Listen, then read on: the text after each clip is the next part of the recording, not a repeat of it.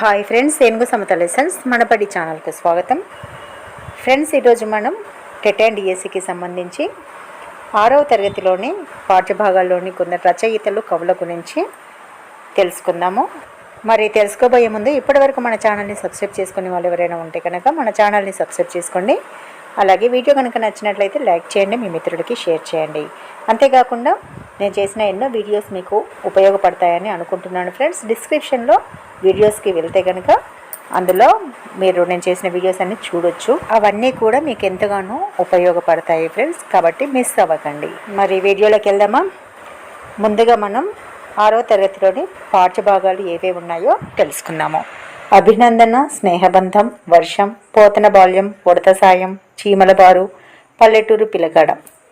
ఇందులో శతక శుద్ధ కూడా ఉంటుందండి. అయితే శతక శుద్ధ అనే పాఠ్యం గురించి మాత్రం మనం తర్వాత చూసుకుందాం ఫ్రెండ్స్. ఎందుకంటే శతకం గురించి ప్రతి 3వ తరగతి నుంచి 10వ తరగతి వరకు కంపల్సరిగా ఈ శతకాలు అనేవి ఉంటాయి. వివిధ కవుల గురించి వారి యొక్క శతకాలను పరిచయం చేయడం జరుగుతుంది. కాబట్టి శతక కవుల గురించి మనం తర్వాత తెలుసుకుందాం. ముఖ్యంగా మనం ముందుగా ఈ కవుల గురించి, రచయితల గురించి తెలుసుకుందాం.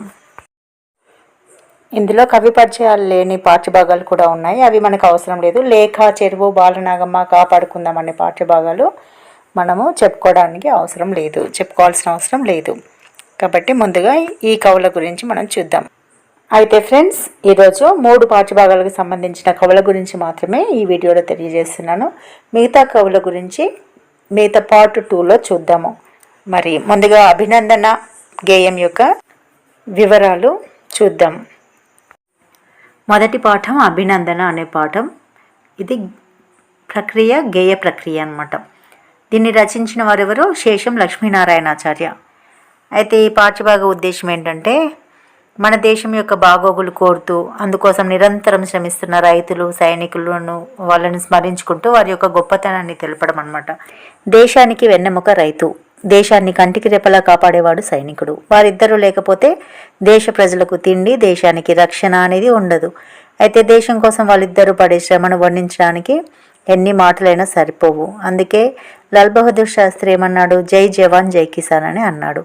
అదే భావనను ప్రతిబింబింపజేస్తూ ఈ రచయిత తన సరళమైన పదాలతో వారిని ఎలా అభినందించాడో ఈ గేయాన్ని పాడుకుంటే తెలుస్తుందన్నమాట.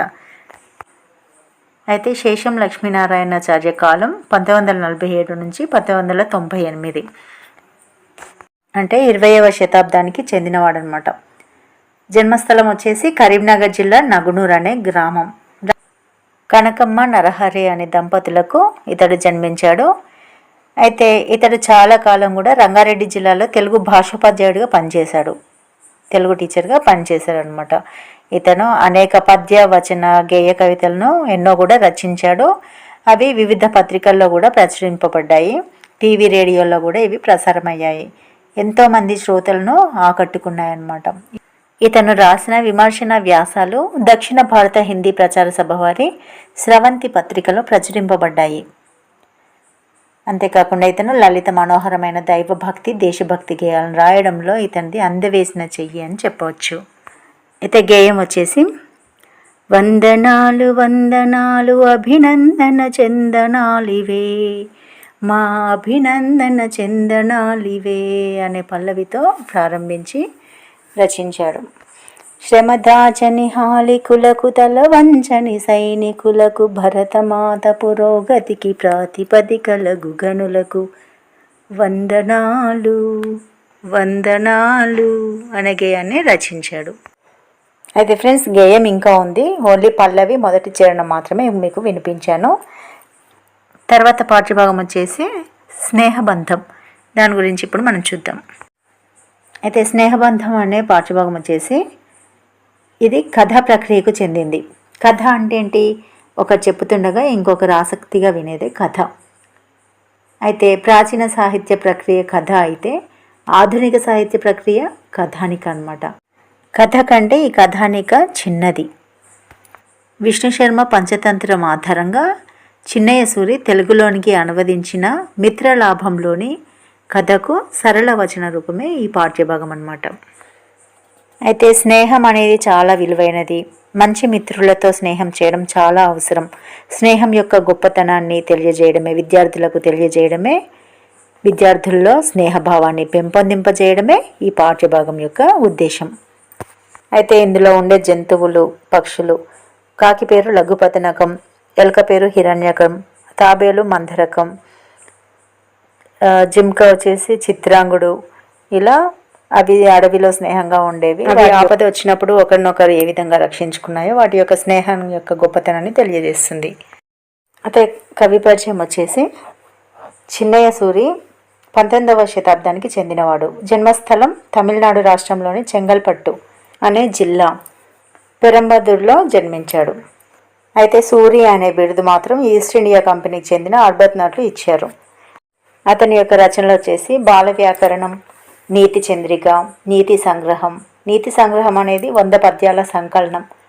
అక్షరగుచ్చం, ఆంధ్ర కౌముది, ఆంధ్ర కాదంబరి, ఆంధ్ర ధాతుమాల, ఆంధ్ర శబ్దానుశాసనం, అకారాది నిఘంటువు, సూత్రాంధ్ర వ్యాకరణం, పద్యాంధ్ర, శబ్దలక్షణ సంగ్రహం, చింతామణి వృత్తి.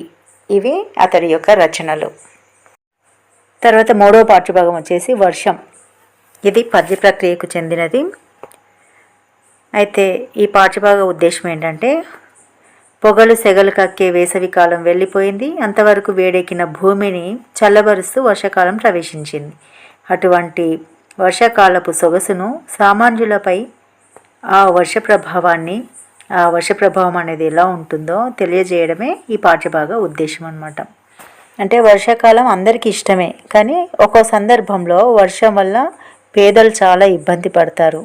అయితే పేదలపై వర్ష ప్రభావాన్ని తెలపడమే పాఠ్యం యొక్క ప్రధాన ఉద్దేశం. అయితే పద్య ప్రక్రియకు చెందిన ఈ పాఠ్యభాగం అక్షర ఛందస్సుతో కూడుకొని ఉన్నదన్నమాట. పద్యం అంటేనే అక్షర ఛందస్సుతో కూడుకొని ఉండడం.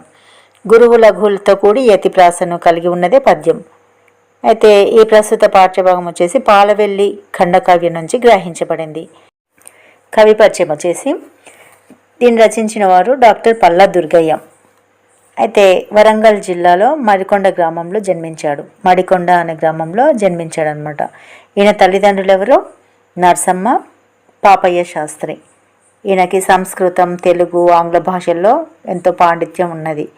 ఉస్మానియా విశ్వవిద్యాలయం ఓయూ నుంచి ఎంఏ పట్టా అందుకున్న మొదటి వ్యక్తి అనమాట. అయితే ఇతడు ప్రబంధ వాంగ్మయ వికాసంపై ఓయూలో పిహెచ్డి చేశాడు. నంది తిమ్మన, పారిజాత పర్ణంపై విస్తృతమైన పరిశోధనలు చేశాడు. ఇతడి కాలం వచ్చేసి 20వ శతాబ్దం, అంటే 1914 నుండి 1983.